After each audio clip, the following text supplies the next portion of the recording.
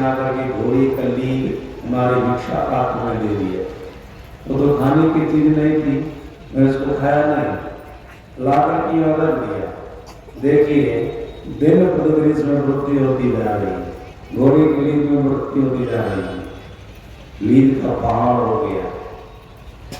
राजा प्रभु का राजा तो नहीं हूं, मैं ही आपको घोड़ी का लीद दिया था।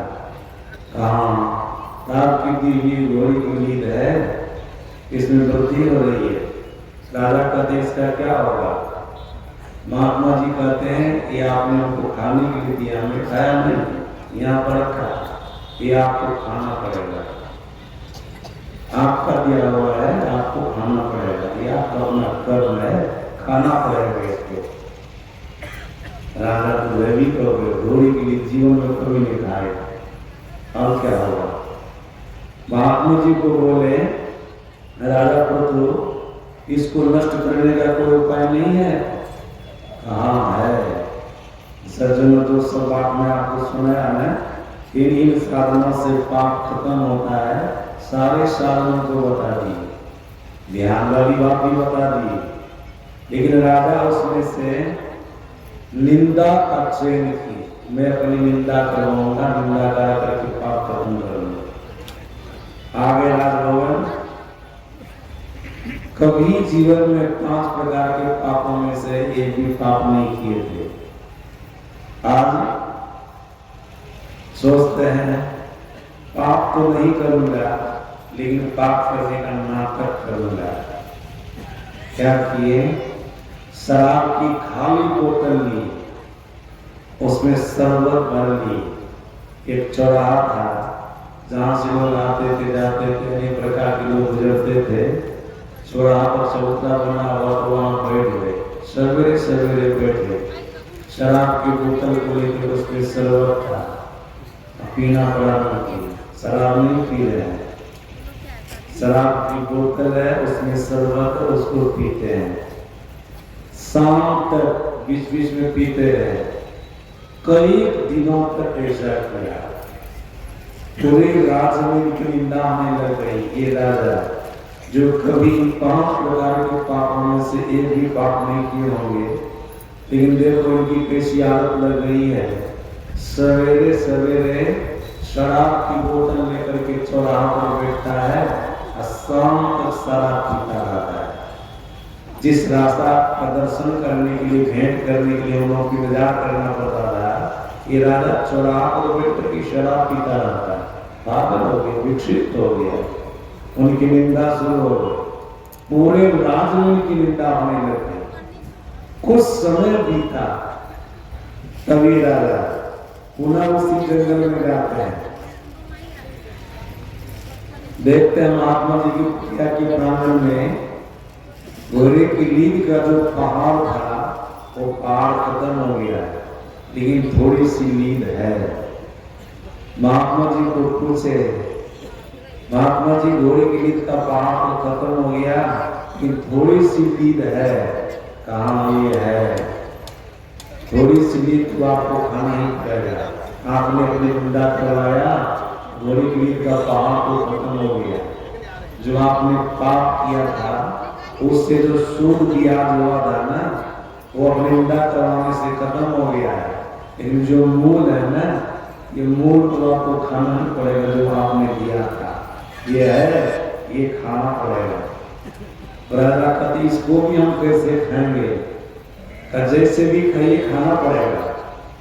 राजा कहते कुछ जुक्ति बता दीजिए खाने के लिए, तो जुक्ति बता दिए, लीद की गोईठा बना लीजिए, जिसको जला दीजिए, राख हो जाएगा, फिर पानी में घोल के पी जाइए। जुक्ति बता दी, लेकिन खाना तो पड़ा है, खाना तो पड़ा है। याद रखिएगा, इसी तरह से ध्यान योग के अलावा किसी भी साधन से आप अपने पाप को नष्ट करवाना चाहेंगे, करना चाहेंगे, खत्म तो होगा, लेकिन कुछ न कुछ बाकी रह जाएगा, उसका भोग आपको करना पड़ेगा। लेकिन जब ध्यान करेंगे ना, रत्ती भर भी आपके जीवन में पाप नहीं रहेगा, थोड़ा सा भी पाप नहीं रहेगा, संपूर्ण दया पाप का नाश हो जाएगा। ईश्वरी ऋषि कहते हैं ध्यान योग के अलावा पापों को नष्ट करने वाला और साधन कोई कुछ नहीं हुआ। सज्जना, आप कहेंगे हमारे जीवन में पाप है, याद रखिएगा, अगर आप अपने पाप को देखना चाहते हैं हकीकत में, तो आंख बंद कर लीजिए। आंख बंद करने पर जो भीतर में अंधकार दिखाई देता है, सदगुरु महाराज जी ने कहने कृपा की है, ये पाप का प्रतीक है और यही पाप का पहाड़ है। अगर आपके जीवन में पुण्य रहता है तो आप आंख बंद करते हो, भीतर में प्रकाश देखते। पाप है इसलिए आंख बंद करने पर आप अपने भीतर में अंधकार देखते हैं। भीतर का अंधकार पाप का प्रतीक है। ध्यान करेंगे, भीतर का अंधकार खत्म हो जाएगा, भीतर में प्रकाश हो जाएगा। सज्जना, आज हम आपको किसी भी प्रकार का दुख है, चाहे वो छोटा दुख है कि बड़ा दुख है, ये दुख किस कारण से हुआ है? पाप के कारण से।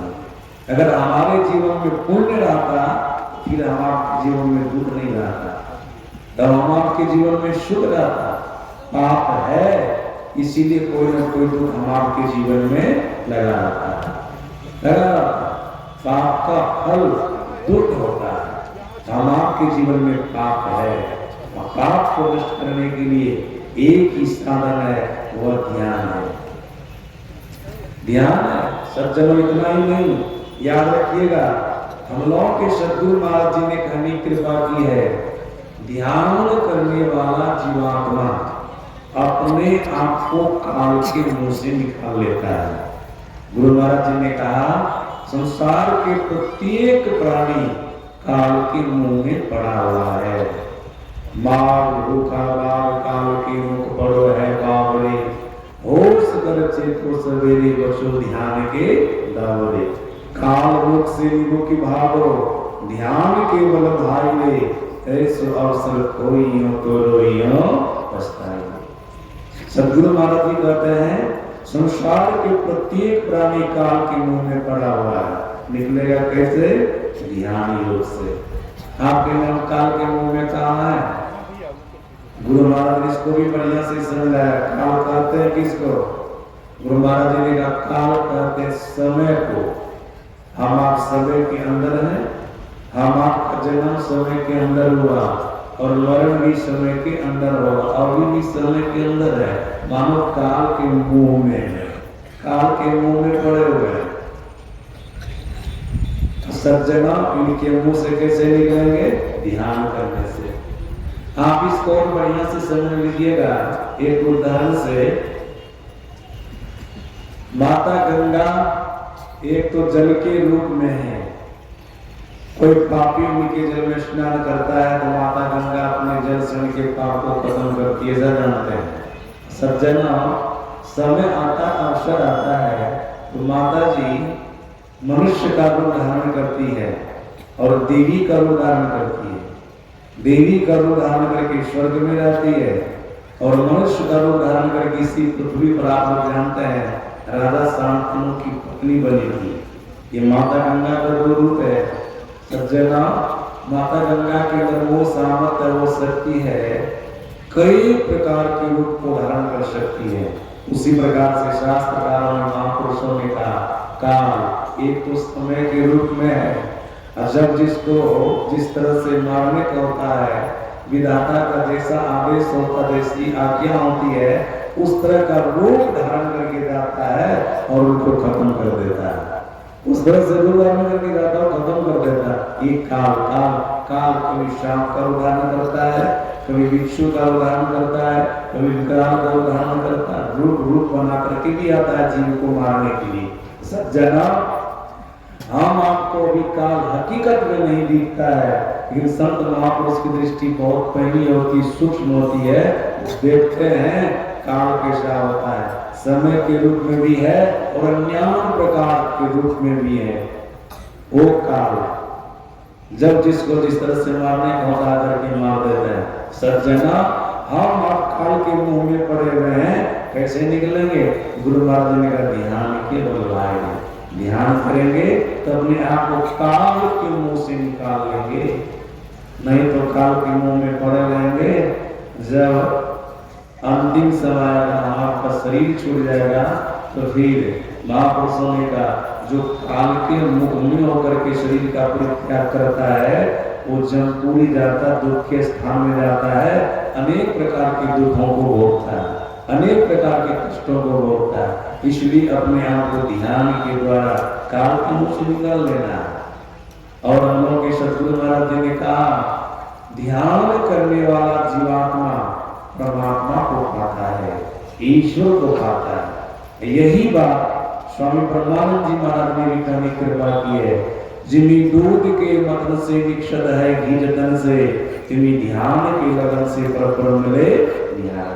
ध्यान करने वाला जीवात्मा पार ब्रह्म परमात्मा को पाता है, ईश्वर को पाता है, ईश्वर को पाता है। जिस ईश्वर परमात्मा को पा लेने पर जीवात्मा जन्म मरण के चक्र से छूटता है, आवागमन के चक्र से छूटता है। सज्जना, हम आप सभी लोगों को ध्यान रखना चाहिए। महर्षि संत श्री प्रमोद जी महाराज ने ध्यान का प्रकार बतलाया है। ध्यान से सुनिएगा। ध्यान